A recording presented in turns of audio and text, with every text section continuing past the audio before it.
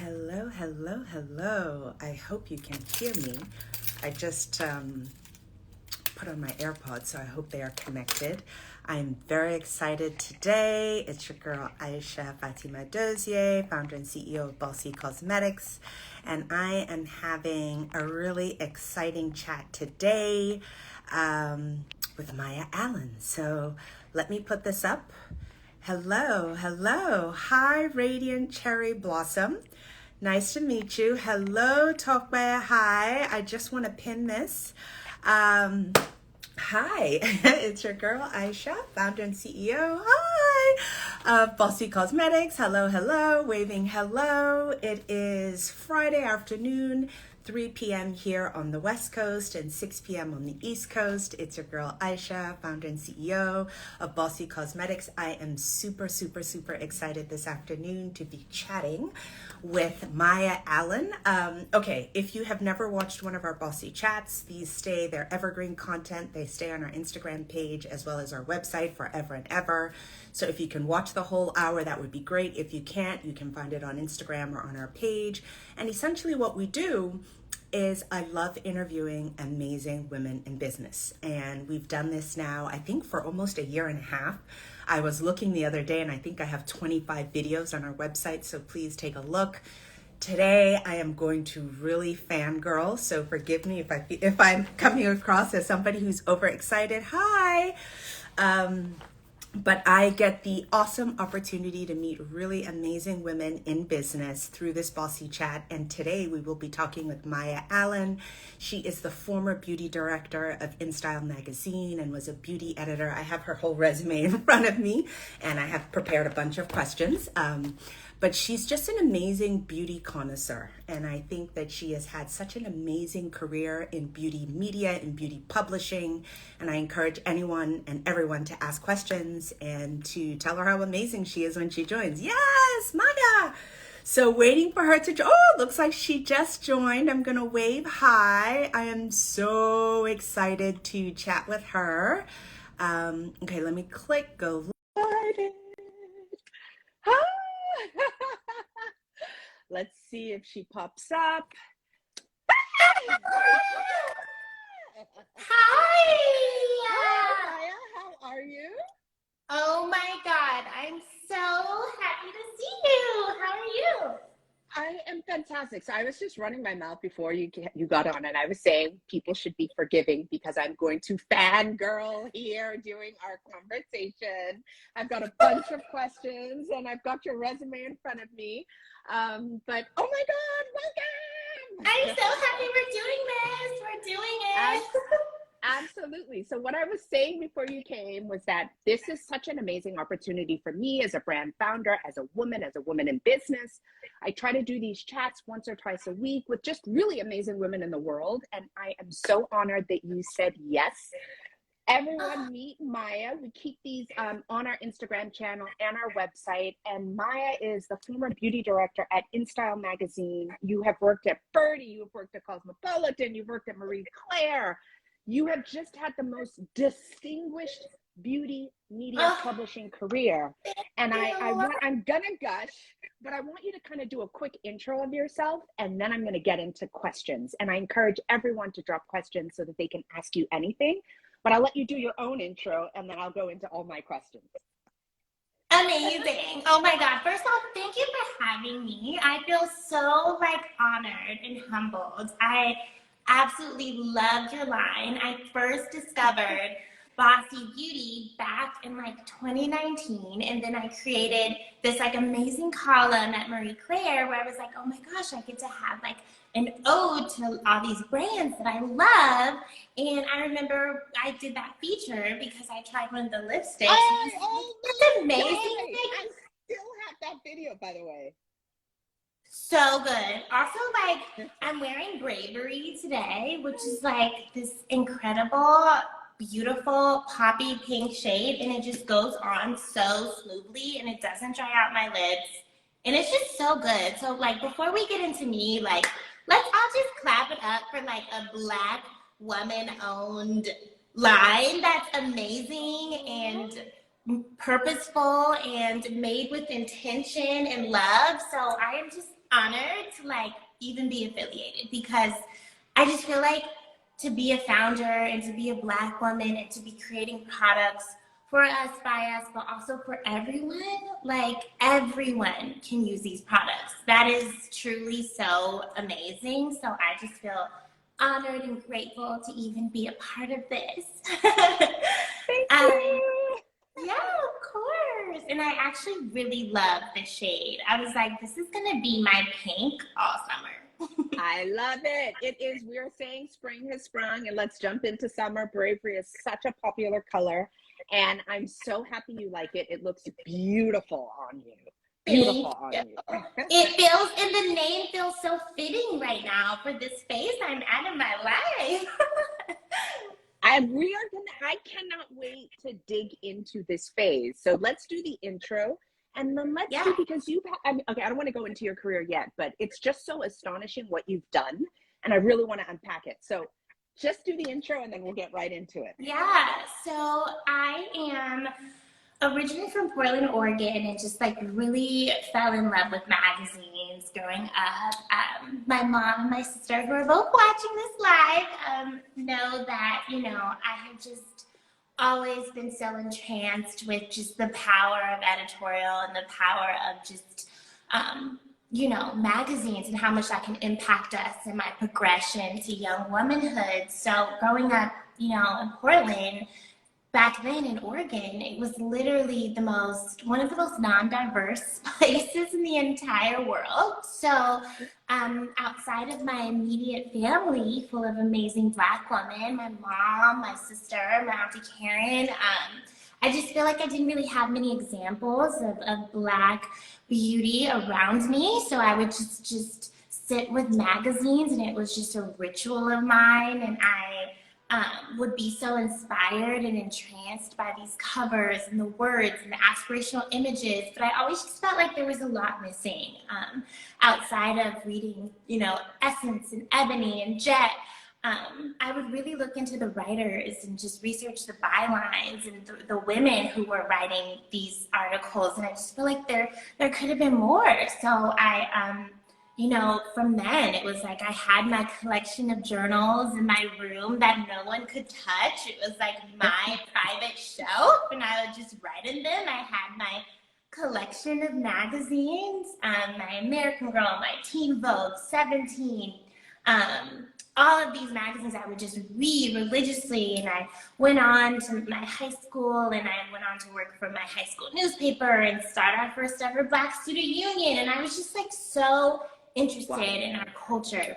And so after a college tour at Self Enhancement Incorporated, which is this amazing nonprofit organization in Oregon for people of color, I visited Howard's campus and fell in love. So I went to Howard University and I majored in journalism and I minored in Afro-American studies. And ever since, you know, stepping foot on Howard's campus, which is in Washington, D.C., where our lovely VP went, I literally went to New York straight after that. Every single summer, I interned in New York City at these, you know, really glossy high fashion magazines, starting from O Magazine and Essence Magazine. I did an ASME internship, and I really just like got a ton of experience and made amazing contacts and relationships and just mentors in the industry who just really rooted for me. And you know, after that, I decided that I really wanted to go back to New York after graduating from Howard, and I graduated summa cum laude, and I had amazing grades. But we all know, working in the media industry, you do not have a job right after college. This is not how it works. So I literally created a presentation for my family of like a budget and my plan and how I was going to move to New York. And I moved to New York. I literally, my line sister and one of my closest friends, Jasmine, who lived in Harlem at the time, had a spare room. And so I slept in her spare room on an air mattress, and I interned again at InStyle as a beauty intern. And yeah, I had a degree, and I was like, I'm going to humble myself. I'm going to intern again because this is what I want. And I did that, and then I got a call. Can I interrupt you for a second? Because I think this is amazing, and I don't want to gloss over it. So, because I'd like to do this, because I want us to always bring out the gems that are coming out in every story. And I feel like, you know, you're talking about your story, but a lot of people come out of undergrad, right, and feel like they need to have that job. And I bet, you know, Howard is one of the finest universities in the country. I bet a majority of your classmates all had these jobs. Either they were going off to law school, or they had like secured jobs to pay off their loans or whatever. How did it feel for you knowing, okay, I don't have a job, but I really want to stick to my passion, right? Because you were a journalism major, and you could have gone and done the traditional route of getting the job that, you know, pays whatever. How did you know to believe in yourself? Can you talk about that? Because that's so important. Well, it was really challenging to see all of my peers who went to business school and all of my peers who were going to law school have these just fancy, high-paying, high-salary jobs right out of college. And I had interned every single summer in New York City, starting freshman year. I'll never forget, I went to a college fair, and I was talking to a recruiter, and she was telling me about the qualifications it would take to be in her internship. And I was like, oh, and she was like, you know, we really look for interns with experience. And I was like, how am I going to get experience if no one will give me a chance, right? So I went home after every single class period. I went to my dorm room. I applied. I was on Ed 2010. I was on Fashion Week, just applying. I applied to like over 100 internships. And I remember just learning that grit, right? It was like my passion really pushed me forward. It was just this like relentless passion to do what I wanted to do by any means necessary. And I think that really that theme is what carried me throughout my career. And so it was very hard, as we know.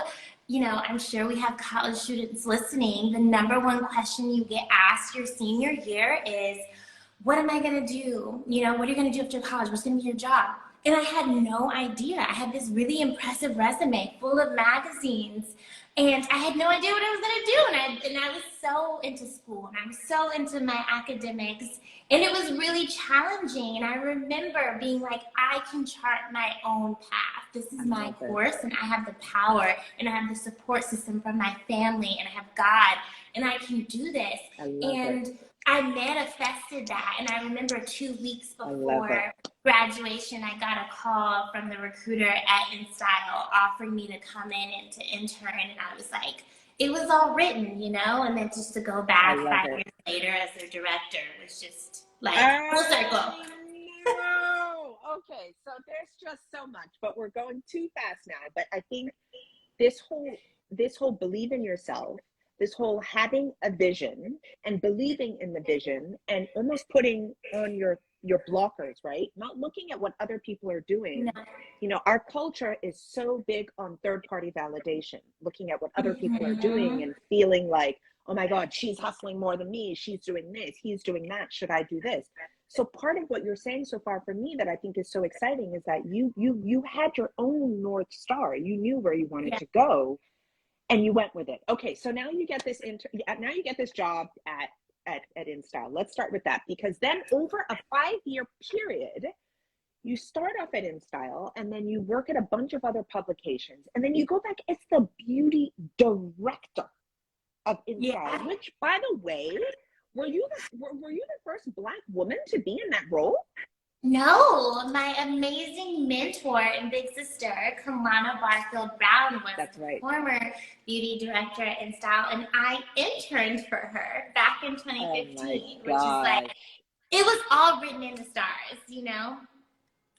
So here's another thing. I was looking through, and not in a weird way, your resume, and I was going through all the different places you've worked at, and I was looking at the different stories you've covered. Right. And my feeling, and so you talked about when you first jumped on how you got to know about our brand when you covered us in Big Lipstick Saturday, I think it was, our Big Lipstick Energy. And I want to say, and I think I said this to you privately in email, we had just launched our brand, and I was feeling incredibly insecure as a black woman, trying to create a brand for Black women, but beyond, for all women, right? Mhm. In a really fragmented industry, don't have millions of dollars of a marketing budget, don't know any celebrities. And here is you at Marie Claire showing me that I matter, that I can make a product that matters. And I want to say to you, you know, I warned you this will be a bit of a fangirl thing, because your voice is that powerful. Forget the fact that you've interviewed. Like when I was reading your stuff, I was like, oh my God, she's talked to Lenny Kravitz, she's talked to Zoe Kravitz, and they said, yeah. I was like, oh my God, this woman is huge, right? And yes, we'll talk about the celebrities, but I want you to understand how powerful your voice is for this random woman living in Palo Alto, California, who is starting a business, who's so insecure about what she's doing, and how you completely gave me the confidence to keep building. So I just really want to say that to you. That means so much. I have chills because that's literally what I do it for. It's like nothing is about me. Nothing is about pushing myself forward.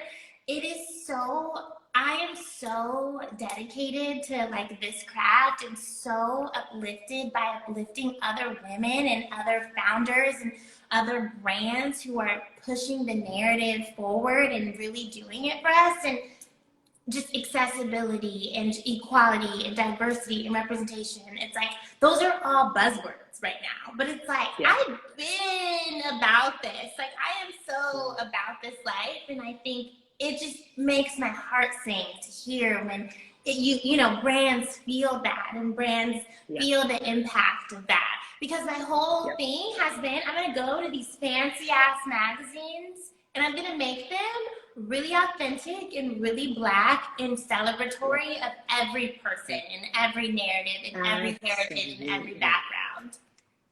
And I've got to say that I see it even as a consumer. So forget about me as a beauty entrepreneur. I think it was, who was it that I was looking at? I don't know if it was Zendaya or if it was, I don't know who it was, but I was looking at your coverage and it felt so rich. And it actually felt like you were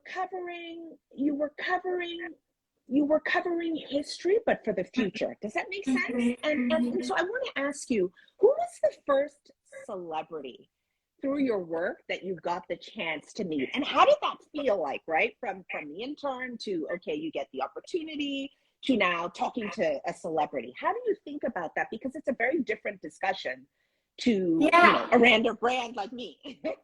No, not random. Your brand is enriched with culture. Hello. Oh my gosh, the first celebrity I've ever met.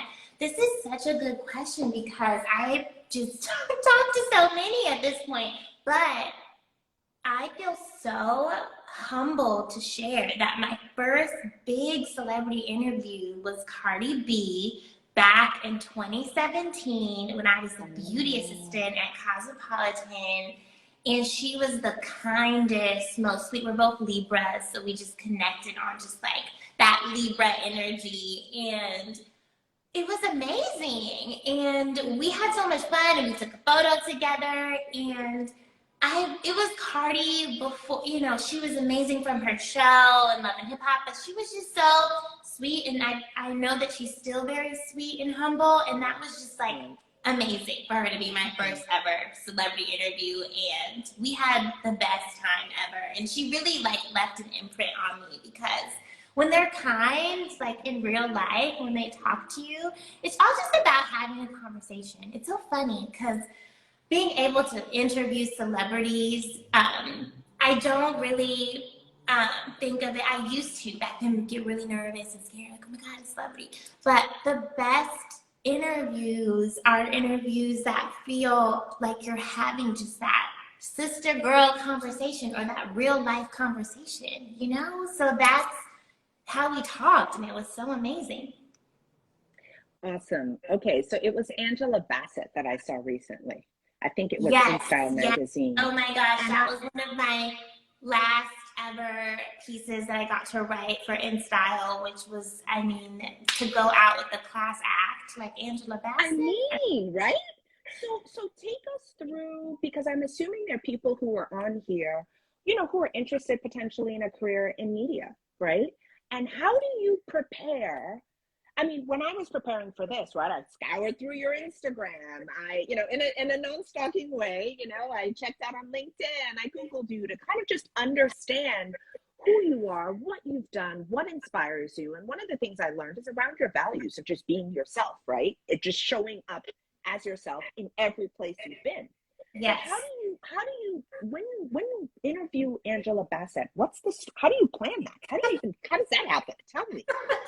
Yeah, so that was actually my first ever cover story, which was such an honor. Many editors and journalists know that to write a cover story is like the golden seal, right? It's like, it's everything, and it's one of the pinnacles thus far of my career, because to be trusted with a cover story means that those were the cover stories I grew up reading. That was what impacted me. Those were the covers that I gravitated towards. So to have that byline meant so much to me, because it's so much history. And Angela is someone we all grew up watching. I literally watched her since I was a little girl. Waiting to Exhale was my mom's favorite movie. So I watched her and Whitney and all the amazing women since I was younger, and What's Love Got to Do with It. I mean, just so many of her iconic, rich films. And so I actually got a call There's a question here, and I think you might answer it as you're speaking. It says, can you tell the story about how you got the opportunity to write the cover story? Yeah. I think that's really exciting to hear. Well, what's so interesting is I did not know I would be writing this cover story for Angela Bassett. I was on a press trip with the skincare brand. Shout out to La Prairie. We were in Miami for Art Basel, and it's a brand that I really love. And I was at the art fair listening to presentations, and I got a call from my executive editor, and she's so incredible. I learned so much from her. Her name's Sarah Cristobal. And she was like, Maya, we actually have this opportunity for you to write the Angela Bassett cover story, but she's only able to speak tomorrow at this time. Can you do it? And I was like, tomorrow? Oh my gosh. Okay, well listen, this is why you have to stay ready when you can't necessarily get ready. You have to stay prepared. I love it. Say it again. Stay ready so you don't have to get ready. I love it. So I love it. I love it. Immediately went back to my hotel room and on the press trip with the brand, y'all. Told them I had a work situation come up, and they were so understanding. And I went back to my hotel room. I researched so much. I reviewed and created this entire research packet of what she was up to, what were her recent projects, what did recent press say about her. I read recent articles. I stayed up all night rewatching all of her amazing films. I was just consuming her. I love it. And I had already been such a fan. My family and I love Angela Bassett. So yeah, and then it was a Zoom interview, and she gave me over an hour of her time, and she was just so gracious, and she was so sweet, and she was asking about me and my story, and she told me how proud of me she was at the end of the interview, which was the highest compliment ever, because again, we're all just having conversations, it's connection to create a bigger, more purposeful story to tell. And so that was just such a highlight of my career, and it just feels like such a blessing for that to be one of my last ever pieces for InStyle. It feels like it was all written, Wow. Now, I have a few more questions I've written here, but if anybody has questions, please drop them in so that we can get Maya to answer them, please. So a couple things. One, I saw somewhere, I think it might have been in InStyle, it said so everybody who knows you and follows you knows you don't play with red lipstick. So I'm so excited that today you are wearing our Bravery, which is not red. But tell me, I read somewhere that you have 200 different red lipsticks. Is that possible, and is that true? Definitely more than that by now. Wow. Okay, so I'm not going to ask you which is your favorite, but I'm going to ask you, because we built our brand around, or we have built and continue to build our brand around red lipsticks. So matte red lipsticks, creamy lipsticks. We have red in everything that we do. What do you think makes a beautiful red lipstick? I am obsessed with blue-based reds. I feel like for my dark skin tone and for women of color, the way that they just complement our complexion so exquisitely is like unmatched. I also I love a bold, bright red because when I wear a red lipstick, something comes over me, y'all. It's just like it just turns it on. You know when you just feel your battery pack like she's ready. That's what a red lipstick does to me. It's really a mood boosting effect. And it makes me feel confident. It makes me feel fierce. It makes me feel myself. And so when I'm looking for a red, I usually do gravitate towards a really bold, bright red with a blue undertone because I have, you know, as all Black women, we have multiple undertones across our face. So I feel like that always complements us perfectly. And then when I'm also maybe going to a black tie event or an evening event, I sometimes search for like a deeper toned red. So like those burgundy wine reds are so rich on our skin tone as well. And I think a deeper shade is so sexy and like sultry. So I love a deeper red. And then I'm also really big on texture. Like I'm so particular. I do not want it to be drying. I do not want it to feather or to bleed off of my lip line. So I have a lot of high standards when it comes to my red. I love it though. They passed the test. It passed it with flying colors.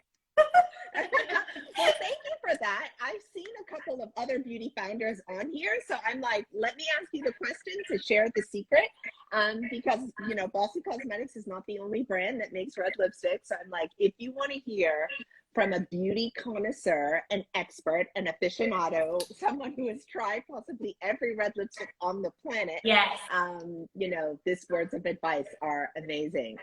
Someone says recommendation, please. Do you want to make some recommendations? Oh my gosh, y'all. There are so many. Okay, so we are here with Bossy Beauty, obsessed with the Faith shade. I'm really, truly obsessed. The color Faith, I'm wearing it in the Instagram photo I posted. It is so poppy, so rich. It is so feather light. I love even this is exact same, the liquid lipstick, but it's pink and the shade Bravery. I like that when I put it on, it's weightless. Like I forget that it's there. So that's really important to me because it's low effort for a high impact. And that's what we all want, right? We don't have time to continue like fussing with our lips. My other absolute favorite is InStyle's Badass Beauty Red Lipstick. It is so good. It is called Rebel Rouser. Yes, InStyle made lipsticks. That is the one I'm almost always wearing. InStyle Badass Lipstick. It is called Rebel Rouser. One of my other favorites is Dior makes this amazing red lipstick in the shade 999. It's iconic. It's one of their first ever lipstick shades made. It's one of the most historical colors in Dior. It's beautiful. Y'all, I can go on and on. There are so many. Well, she has over 200. Another question is, what are your other beauty go-tos? So your red lipstick is the thing that, bam, just like your battery pack is juiced. Do you have also red nails? I love red nails. Red nails, red lip. It's just the monochromatic moment for me that just like makes me feel pulled together. And do you do, so I have gel tips on. I do. Do you paint? You do gel? I do gel, yeah. I do gel because I find that they're long lasting and chipped nails just make me feel like I don't have it all together. You know? I agree. I want to feel like I she has it together. I agree. And I promised myself this year, I was like, listen, this year we're going to get into self-care. And part of Yes. self-care is that my nails are always going to be done. I love that for you. I love that is so, and it truly is a mood boosting effect. It's like people think beauty is so frivolous, and it's a hard pass for me. I definitely disagree with that. I think beauty is so connected to our confidence and intrinsically connected to our identity. So when we look good, we feel good. Well, I share with people when I first started Bossy Cosmetics and I started speaking to, so I live in Silicon Valley. So I started talking to investors in this area. And a lot of the men were like, that's so silly. Like, why would anybody, because our thesis was that we were connecting women who self-identify as ambitious with beauty products. And our basic thesis was that most beauty products only think about how you look, right? Or the ingredients in the product. They don't think about how the woman feels. And we really wanted to bring this together through content, through services, and through high quality products. And a lot of the men that I spoke to, it didn't make sense to them. And I said, go talk to a woman in your life. If a woman in your life doesn't tell you that how she looks is intricately connected to how she feels, how she shows up, then I don't know who you're speaking to. But it is the beauty industry is huge. And yes, it's superficial, but it goes so much deeper than how you look. So when I was looking through your resume, I saw that you worked at O Magazine. And I wanted internship. Yes, I saw that. And I think you were on the fashion side, right? Yeah. How did you decide, your first internship, fashion, and I think the fashion industry is so much bigger, or at least historically has been so much bigger than beauty. How did you decide that you wanted to go from fashion to beauty? What was it about beauty that was so exciting for you? Well, I was always a beauty girl growing up. It's like I had my Bath and Body Works, my Victoria's Secret, my Miss. I had all of my MAC lip gloss, all the black girl staples growing up. I wore blue mascara in 7th grade. I love it. My mom has this amazing vanity, and she had a whole shelf dedicated to her fragrances, and she would always wear Mugler's Angel scent. And so growing up, I gravitated towards all of her grown woman fragrances, and she'd be like, "Girl, why you wear my Tom Ford Black Noir or my Mugler Angel scent?" But I was just always so into beauty growing up. I just didn't know that could be a career. So when I was a fashion intern at Oprah Magazine, which was incredible because everything feels so divinely aligned in my career, because 1 year before that, my sister graduated from Spelman College, and she was Spelman's student body president, and Oprah spoke at her graduation. She gave the commencement speech, and my sister got to go to the presidential brunch, and she brought me as her +1, and Oprah was there. And the literal summer after, I was interning at her magazine, and I was just so inspired by that. And it was just, I was one of 16 girls in the fashion closet. And it was such an experience. I will never forget, I was in National Association of Black Journalists. Is an amazing organization. They had a Howard chapter. I was very involved in the Howard chapter. They had a college tour every single year where they took us around to all of these amazing, a magazine tour where they took us around to Condé Nast, Hearst, Meredith, Tiny, and we got to visit the editors. And I remember visiting Oprah Magazine, and we sat down with Gail King, and we got to talk to her. And I remember walking right up to the market editor at Oprah Magazine, Christina Lepore, who I still keep in touch with to this day, because she just was the first person to take a chance on me. And I was like, "Hi, I'm Maya. I would love to be your intern." And she kind of smiled at me and she said, "Oh, I'm not looking for interns right now, but in the spring when we're hiring for summer internships, you should email me." So I emailed her. And I had a phone interview with her, and she gave me the internship, and it was amazing. I met so many amazing friends during that internship. But my for my next year in sophomore year summer, I got a time ink internship and I got to intern at Essence magazine. And that was one of the most incredible experiences for me because back then I was a beauty intern and I was interning for Mickey Taylor, who is like iconic. She's like the Yep. queen of beauty editorial. And she was at Essence and Jacqueline Yates, who's a good friend of mine now, who is still a beauty editor. She was my internship coordinator, and Tasha Turner, who was a senior beauty editor, was there. And they, as just amazing Black women, poured into me so much. And I remember sitting down at a conference room table to brainstorm for an upcoming issue, talking about beauty. And the way that we discussed beauty was so rooted in like empowerment and how we felt and how we wanted to make women feel. And that was such a vivid memory of mine. I will never forget that meeting because it just lit a fire inside of me. I was like, wow, for a career, I could make Black women feel amazing and I could, write about this and interview people and really have it be rooted in beauty beyond the surface. Like, yes, I can talk about for days. Yes, I can tell you every single fiber and every single mascara. I can run down every ingredient list. I'm a nerd. I love beauty. But I'm really connected to beauty beyond the surface. Beauty that feels culturally relevant and impactful and really pushes the culture forward and makes people feel their absolute best.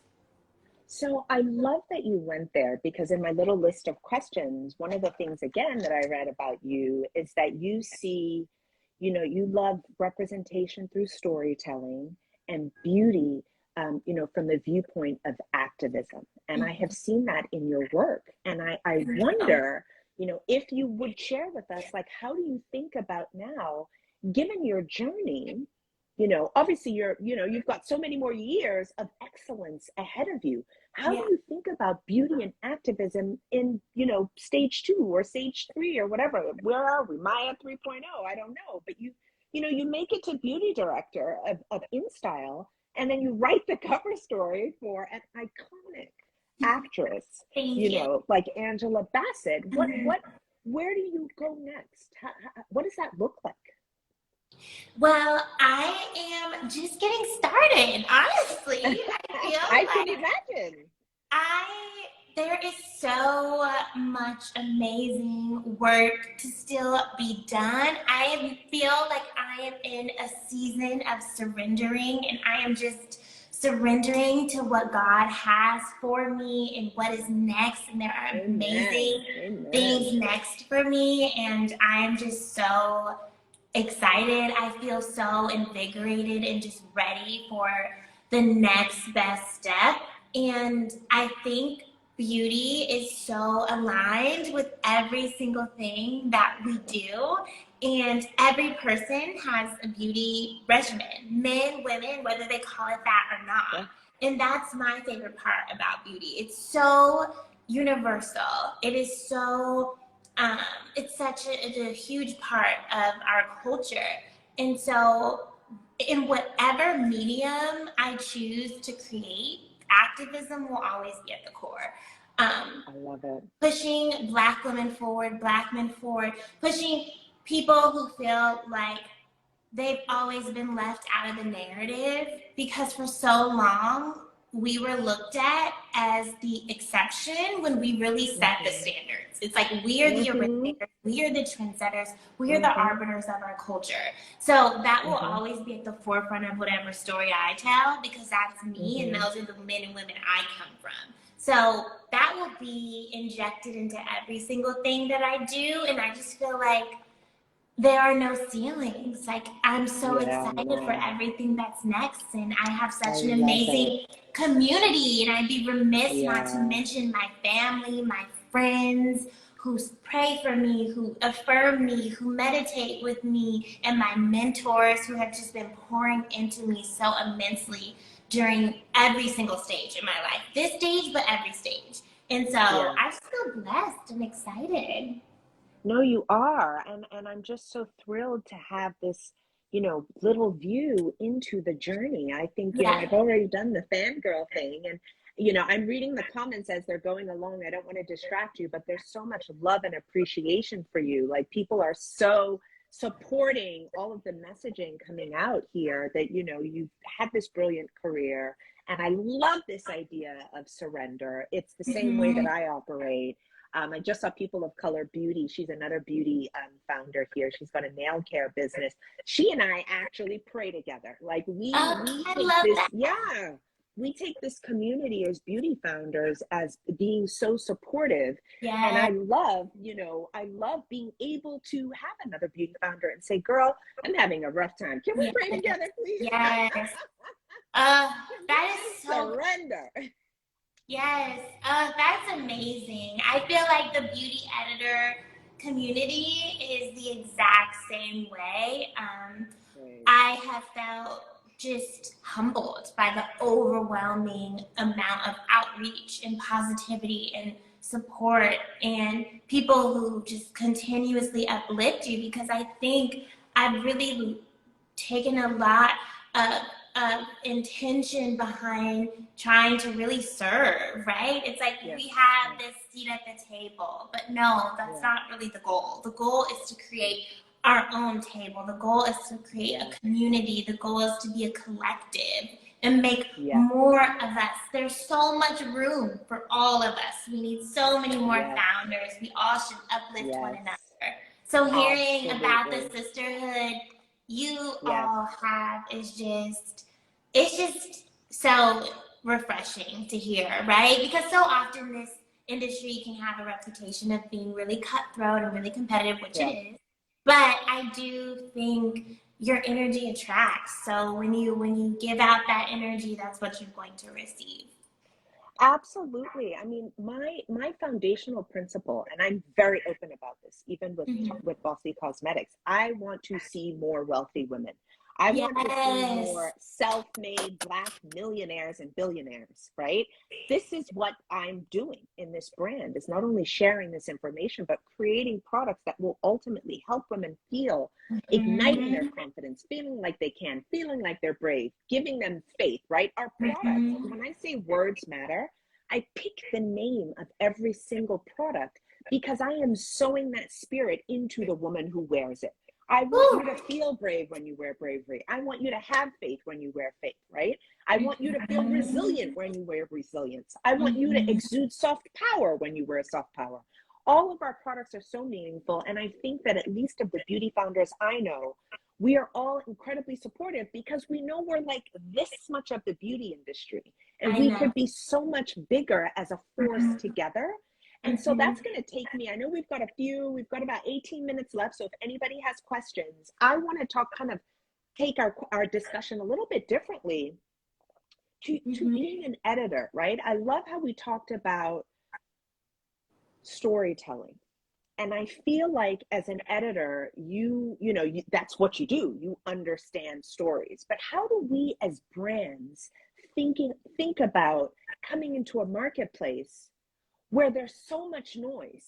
How do we cut through it, right? Because that's your expertise. That's what you do. Do you mind giving us a little? Of course. How to be special? How to be unique? You know, this feels super timely because I just had the honor of attending the 15% pledge this past weekend, and it was full of Black founders, and it was full of just people who have continued to push past all of the barriers that Black people and Black founders and Black editors feel in the industry. And there is so much saturation, like there is so much noise. But I deeply believe that if you are filling a void, that you know this is a need that needs to be met. This is a void that I feel, that I hear my girlfriends or women talk about, or this is something that I wish I would have had growing up, or this is something that I feel is special and needs to be heard. As long as you really hold on to that mission, I believe that that will literally like carry your brand. When I meet with brand founders and as an editor, we've met with hundreds and hundreds of them, I'm connected to the philanthropic purpose behind a brand. of course, I want to know about your ingredients. I want to know also, like, let's talk about pull up for change. Like, do you have a Black team? Do you have Black women and men in C-suite positions? Do you have chemists of color? What does your R&D, research and development team look like? Yeah. Are they Black folks, or are they people who look like me because you're trying to market to me? But are you really serving like this community in the way that you should? So I'm asking all of the hard questions, and I also am really connected to the brand story. So many of these amazing brands were started in people's kitchens. Were started as a thought that someone had. Were started through prayer. Were started through talking to women in our family. So there's so much legacy. So when a brand is creating something to fill a void and to really impact future generations to come, because that should be the ultimate mission and goal, that is always going to shine through. I'm going to see that light because I deeply believe in this. So I can always tell when I'm meeting with someone, or when I experience a brand, or when I try a product, I can always tell, you know, is there meaning attached to this? Is this just another celebrity beauty brand? Is this just another shade extension marketing tool that actually doesn't really match my shade? Like, I am truly so indebted to this work. So I really look at all of those different factors for sure. So my final question is, how do you think about your career is not one of luck, right? It is, it was preordained. You are on a destiny, you are on a mission. But some of the things that I heard from your story is that you were intentional and you asked, right? You didn't wait for something to happen to you, right? You made something of every opportunity. If you were in the room with someone, you asked for the internship. You have connected with relationships and networked over your career with people from the beginning of your career till now. You're now the OG to the young folks, right? Who are super interested. You're the person who, someone who's at Howard or at Spelman, at Cornell or Harvard or wherever is interested in a career. And it's like, oh my God, how do I meet Maya Ellen? Oh my God, how do I get in a room with her? What do you think is your responsibility for these young folks coming in interested in beauty? What would you say to them to make sure that they're thinking about this in the right way? And how do you feel that you can guide them? Even if they don't meet you personally, like what's a message you could speak to someone if they watch this video now? I want them to never, ever, ever dim your light. Your voice matters so much. I think so often Black women especially feel silenced. They feel like, ooh, I don't know if I should be here, or is my idea good enough? Should I speak up in this meeting with all of these, fancy editors or these esteemed magazine editors? And I think I was once that girl, right? I walked into a room. I was an assistant for many years. I did many jobs and still did, where I worked until 11 o'clock at night every night. I humbled myself, rolled up my sleeves. I did the work. And I think I really put my head down and did the work, right? I rolled up my sleeves. And I think in the age of social media and the age of instant gratification, we often want things to happen fast, and things will happen in divine timing as they should. And I think you really have to trust the process and really be a sponge and soak up every single experience. And so I remember having certain bosses that I did feel like wanted to silence me. And then I had bosses that empowered my voice and really empowered and celebrated me and my ideas. And that made such an impactful difference on how I walked into the room. So I would just tell every young editor, every young person in any career, just absolutely know that you are walking into the room and you are making it better. And I think it's also important to understand that there is so much more work to be done, and there's so much room for all of us, and we need to do this as a collective. So I would just inspire everyone to continuing to open up doors, right? It's like, so you would be surprised at how many of these magazines still only have a handful of editors of color. There's really not that many. Or someone like me, there were many times in my career where I felt pigeonholed in a position. I felt like I was giving $1 million ideas, which my ideas were becoming viral and profiting close to $1 million, but I wasn't being valued in the way that I should have been valued, right? And if it wasn't for other Black women literally picking me up and telling me, you are worthy, you are valued, you are supposed to be here, and you are creative and you are a force, what would I have done? There were so many times when I cried and I was the last person in the room. And everyone thinks it's so glamorous too. I feel like a lot of people. That's a question someone just asked. Talk about a lot of people look at my career, and there are a lot of glamorous moments. It's a very glamorous job, but there are a lot of not so glamorous moments, and there is so much hard work.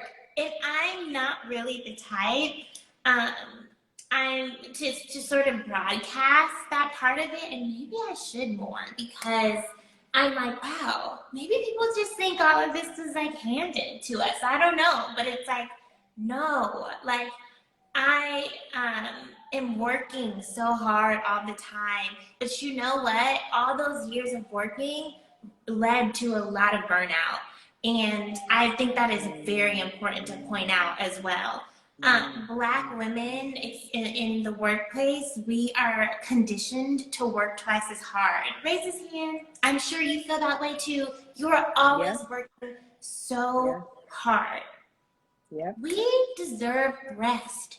Rest is revolutionary. Self-care, rest is self-preservation. All those years, I really submitted to grind culture. I submitted to just sort of burnout culture. And I worked really hard, and I'm grateful for that though, because it did get me to where I wanted to be. But I'm at the place in my career where I'm not living to work, you know, like I'm working to live and to live my life and to live a full life. And I feel very passionate and connected to what I do. And I really self-identify to what I do because I'm so passionate about it. But I'm trying to learn to really have those boundaries. So I just really want to point that out too to a lot of young people coming up. I think it's important for us to work really hard and to be humble and to roll up our sleeves. But I also think it's important to set really healthy boundaries and to fill your own cup up. Because if you don't, there's no way you're going to be able to fill up anyone else's cup. So that's something that I'm actively learning, and I'm imperfect, and I'm practicing it because I'm still chasing busy. And I think busy has been my default state for many, many, many, many years. But I also think self-care is important. I work in like wellness and fashion, so I have to practice what I preach, right?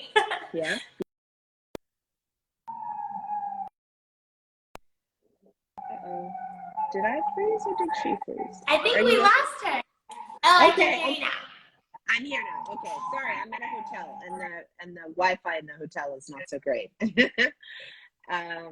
I was just saying, you're right. Rest is critical. I burnt out prior to starting Bossy Cosmetics. I was an investment banker for over 20 years, and I'm married. I have 3 young children, and I was traveling every week. I was on the road every week, international travel, and I fell ill. I actually was diagnosed with severe hypertension. And it was that conversation with my doctor saying, do you want to live to raise your 3 sons, or do you want to die? And I quit my job, doing the same job for 20 years. And I quit. And that's how I decided I wanted to take my life on a very different journey. And so Bossy is actually about the journey of ambition, the journey of building, but building in such a sustainable way for yourself, right? Believing in yourself. So everything that you're saying is truly connecting with me. I have lived it. I literally burnt out. And I think it's important that we really question hustle culture, and we should all be humble and put our heads down and work. But I love how you talked about knowing your worth, and I love it. And honestly, Maya, I want to thank you so much. I want to wrap this up now. I have taken almost an hour of your time, and it has been so valuable. I want to thank you. I want to thank you for just being you. I want to thank you that there is a Maya Allen in the world that someone like me can look at, a brown-skinned Black woman who is just killing it in the beauty media industry, who is, you know, who is everything that I didn't know was possible to be in these magazines. I too, you know, grew up looking at Essence magazine and seeing beautiful Black women, but looking at other magazines where Black women didn't exist. And now I'm seeing InStyle magazine where a Black woman is the one who is getting another Black woman on the cover and writing the story, right? Or Marie Claire, all of these other mastheads that you have led. And I just want to thank you, Maya. I mean, all the comments coming through are just amazing. Like, Maya's a boss. I'm so sad I missed this. Will be up on the page. Yes, it'll be on the page. Live video was a blessing to all. Thank you for sharing your wisdom. We love Maya. I mean, so many great comments. And I want to thank you because I feel like, I don't know. I mean, I'm sure you hear from your peers about how amazing you are, and I think that's great. But I as somebody who is on the other side, a brand, to just say thank you for what you do. Thank you for being the representation that we want to see. Thank you for telling those stories. Thank you for showing us that Black brands and Black women can create for Black people and non-Black people. Thank you for showing the versatility of who we are as Black women.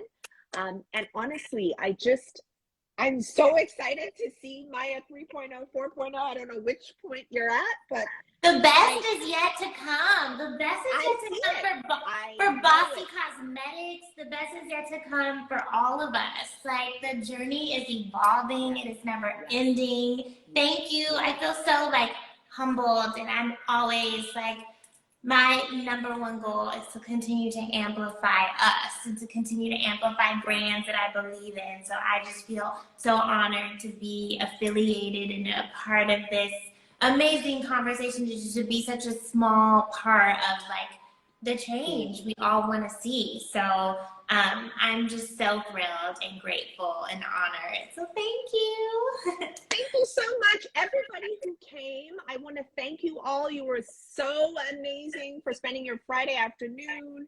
I mean, the comments are just on fire. Thank you so much for listening and for contributing, for asking questions. And Maya, thank you for being here, and I wish you all the best. Thank you. It's so nice to see you.